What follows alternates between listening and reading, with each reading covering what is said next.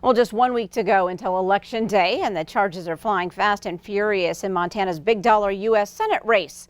Each side has advertisements calling the other a liar on everything from China to COVID-19 aid to alleged corruption.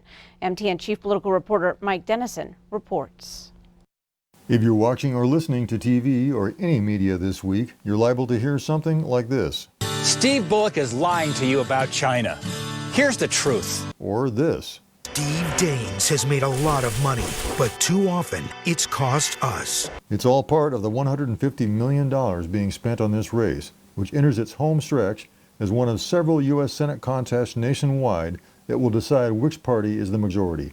Pro-Bullock groups are hammering Daines on China, saying he has favored the country where he used to work, and on health care, pointing to his past votes to repeal the Affordable Care Act. In response, Daines says he's the one taking a tough stance on China regarding trade and COVID-19, and that he still wants to maintain the positive aspects of the ACA. The Daines camp also is amping up the attacks on Bullock's reputation, such as in this TV ad that began last week. So when I learned that Governor Bullock used COVID relief money to reward his campaign donors, it really upset me. Bullock also gave millions in state contracts to his brother's firm, which then paid nearly $1 million right back to Governor Bullock. The charges of Bullock favoring his brother's environmental consulting firm, they've pretty much been debunked.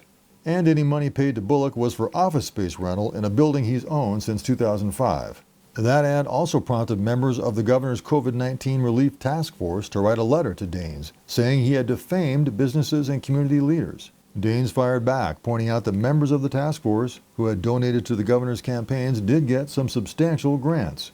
The Bullock campaign bought ads Sunday in the state's major newspapers, saying Daines is repeating lies told first by outside groups about the governor's family and the task force. So here we are in the final week of the most expensive campaign in Montana history. And all that money is fighting over a shrinking pool of voters. As of Sunday night, 362,000 Montanans had already voted.